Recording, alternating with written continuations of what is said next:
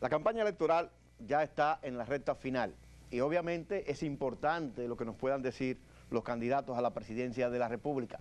Y en este debate de la semana de este domingo hemos invitado a uno de los candidatos a la presidencia de la República. Estamos hablando del doctor Guillermo Moreno. Doctor, gracias por aceptar nuestra invitación. Siempre gustoso y además me honra siempre con que podamos compartir este espacio. A nosotros mucho más porque usted es de las personas que para nosotros tiene cosas que decir. Cuando digo cosas que decir, no es un candidato que está hablando lo que se le antoje en un momento determinado, sino que tiene una coherencia en lo que es la propuesta, una coherencia en lo que es el contenido de la propuesta, y en este programa, y para este programa, eso es importante.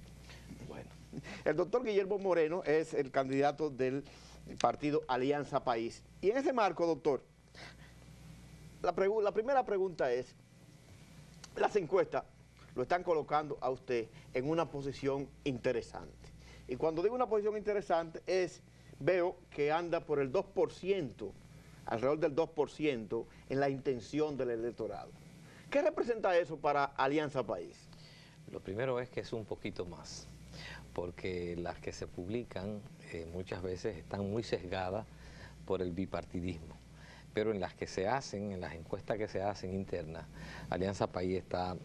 un poquito más. Un poco más. ¿Más o menos cuánto? Bueno, está, en algunas encuestas aparece sobre el 4 incluso. ¿Sobre el 4? Sobre el 4%. No, doctor, pero sí, eso no. Sí, sí. Doctor, en algunas encuestas, el 4 tuvo el Partido Reformista en las elecciones del 2004. Bueno, pero la realidad es esa. O sea, en las encuestas, en muchas encuestas que nos llegan informes, por nosotros no tenemos los recursos para pagar una compañía encuestadora, y hacemos encuestas, digamos, ensayos muy puntuales.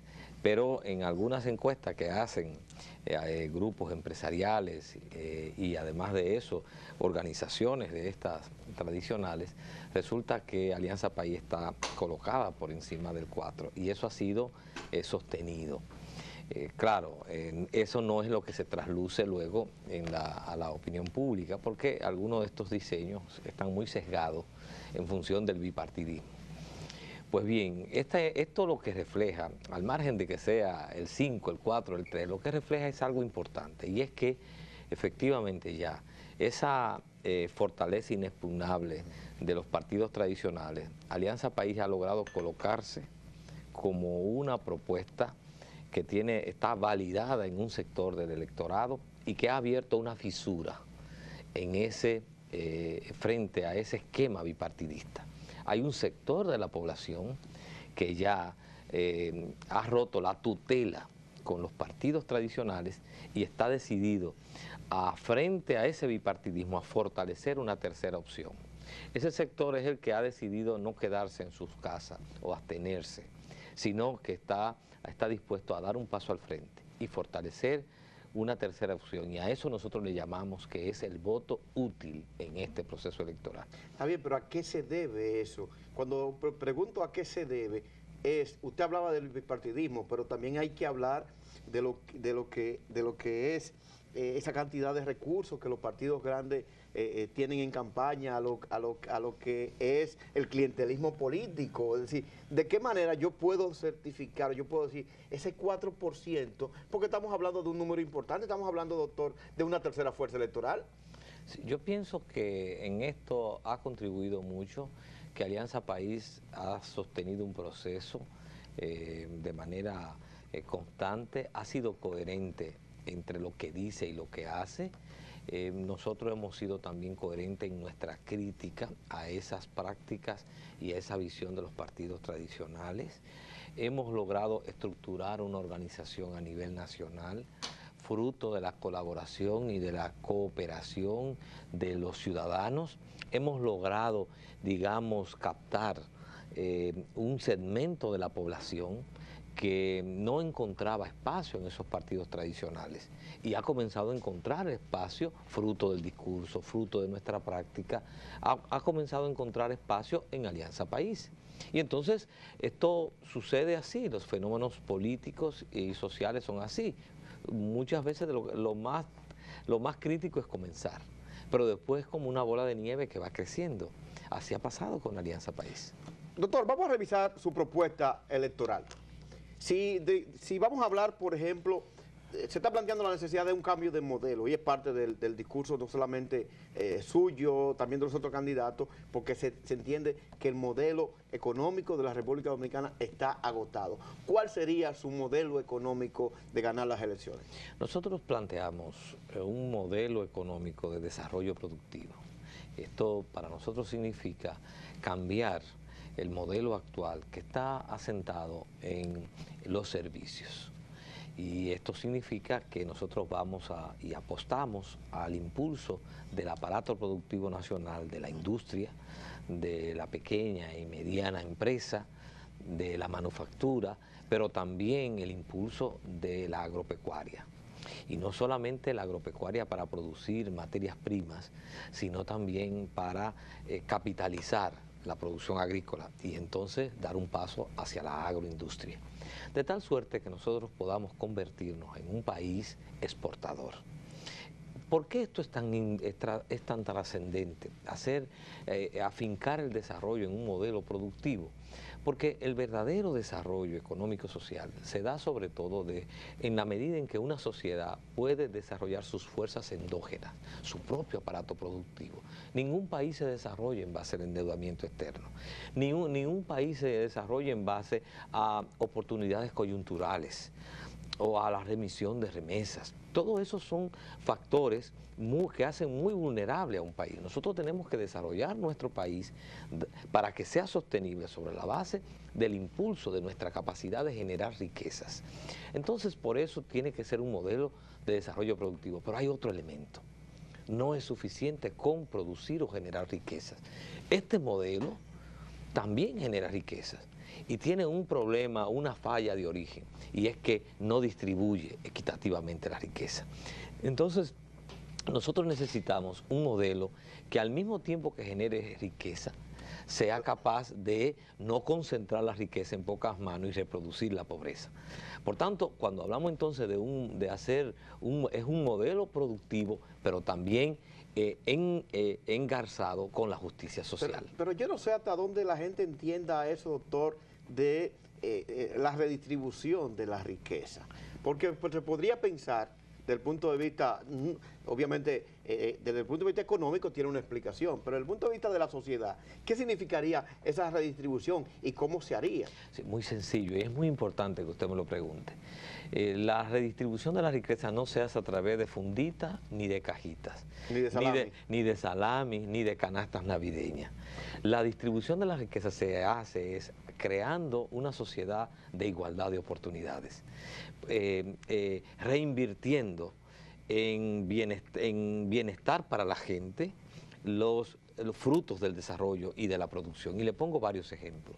Nosotros cuando decimos distribución de riqueza estamos diciendo creación, impulso de la producción, pero para generar la creación de empleo formal, de empleo decente, de empleo que permita a cada dominicano y dominicana una vida en dignidad. Cuando hablamos de distribución de la riqueza estamos diciendo un sistema, invertir lo necesario en un sistema educativo de calidad, que sea universal, que sea accesible, que sea gratuito, de tal suerte que todos nuestros niños y niñas y nuestros adolescentes tengan la oportunidad, al margen de su origen social, de tener una educación de calidad. Eso le abre las puertas para romper a aquellos que nacen en situación de pobreza, romper el círculo de pobreza. Cuando hablamos de distribución de riqueza, hablamos de un país donde el Estado se le garantice el derecho a la salud a las personas, donde se pueda hacer universal la seguridad social. Es decir, cuando hablamos de distribución de la riqueza es un país donde se invierta en la seguridad pública, de tal manera que las personas puedan vivir en una vida sin violencia y sin estar sometidas al delito. Es decir, que cuando hablamos de distribuir las riquezas, no se trata de quitársela a uno y entonces entregársela a otro. Se pudiera parecer eso. Se trata es de distribución del ingreso, se trata es de crear una sociedad de igualdad de oportunidades. Se trata es de crear una sociedad donde las personas tengan la posibilidad de desarrollar su vida en dignidad. Yo le compro su discurso y se lo compro totalmente, pero yo tengo un problema, doctor, con la actitud de la población. Porque nosotros hablamos mucho de lo que el Estado tiene que hacer, de dónde se debe invertir, de la redistribución de riqueza, pero nosotros tenemos un problema de hasta dónde la población colabora también demandando eso y respondiendo cuando hay esos incentivos. Pues le pongo un caso. Cuando el programa Solidaridad y algunos programas de estos que plantean que dan una contribución mensual, pero para que las madres envíen a sus niños a las escuelas.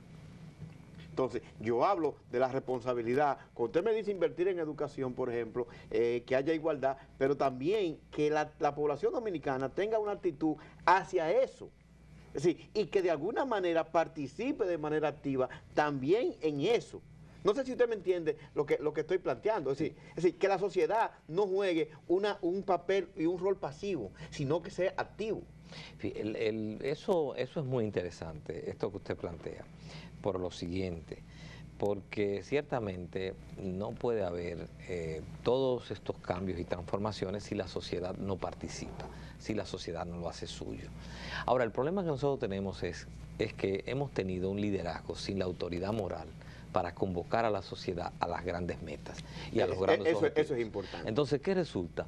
Esa misma tarjeta de solidaridad funciona muy mediado por el clientelismo político, ¿usted ve? Y hay mucha mediación clientelista porque hay una estructura política y un liderazgo político que no se desprende del clientelismo y afecta entonces todas las actividades del Estado en función del clientelismo. Entonces, todo eso permea el efecto. Claro, y en alguna medida entonces la sociedad responde y reproduce esto. Por eso es que es tan importante que en la dirección del Estado haya un liderazgo nuevo, distinto a ese tradicional, que tenga compromiso social, que tenga convicciones democráticas, que tenga autoridad moral, para que pueda entonces, con su ejemplo, con su dirección, pautar a la sociedad, convocarla y entonces la sociedad pueda realizar esas metas. Le pongo un ejemplo. Nosotros decimos, nosotros llegamos al gobierno y en los primeros 2 años terminamos con el analfabetismo. ¿En 2 años? En los primeros 2 años. Y no es muy ambicioso. No, hay experiencia en América Latina donde los niveles han sido mayores. No, yo sé, pero no en 2 años. Sí, en 2 años. Yo le aseguro. Yo sé que Bolivia lo hizo. En menos de 2 años. ¿En menos de 2 años? En menos de 2 años. Y le digo, y era mayor. Tengo mis dudas. Y era mayor el nivel de analfabetismo en Bolivia que en la República Dominicana. Y además también la grande distancia que tiene y las Bolivia, grandes distancias y las grandes montañas. Complicaba las cosas. Bueno, y nosotros, por ejemplo, como país, tenemos mucho mejor desarrollo en telecomunicaciones, que también es un factor para combatir esto. Pero digamos que aceptemos el planteamiento. ¿Por qué nosotros planteamos que en 2 años podemos acabar el analfabetismo? Porque eso no se logra a través de un programa formal, a través de la escuela. Eso se logra movilizando la sociedad. Sí. Entonces, ahora, ¿quién puede movilizar la sociedad? Un liderazgo con autoridad moral. Un liderazgo que tenga, que convoque, que tenga la coherencia, que la sociedad se sienta inspirada. Y entonces usted verá, y representada. Y además que sea un liderazgo que sea capaz de empoderar a la sociedad de ese objetivo y decirle a la sociedad por qué nosotros en la segunda década del siglo XXI no podemos seguir con un 15% de analfabetos y por qué eso nos cierra las puertas para el desarrollo. Y se lo explique a la sociedad, convoca a la sociedad y la sociedad va a responder. Y usted verá miles y miles y miles de jóvenes en bachillerato, miles y miles de profesionales, miles y miles de padres de familia y cada uno buscando un analfabeto para alfabetizar y asumiendo responsabilidad, pero se requiere de ese liderazgo. Y por eso es que le digo que se hace en 2 años, porque el proceso de alfabetizar a una persona, siguiendo los programas, no dura más de 6 meses. Es decir, que en 2 años nosotros tenemos la posibilidad de reproducir 4 periodos de alfabetización y por tanto podemos cubrir eso. Estamos hablando de que en la República Dominicana somos 10 millones de habitantes y hay 1.500.000 de analfabetos. Solamente con que haya 1,5 millones de personas que asuman la responsabilidad de alfabetizar a otro, lo podemos resolver en 6 meses. Oiga bien, pero claro, eso requiere de colaboración, de convocatoria.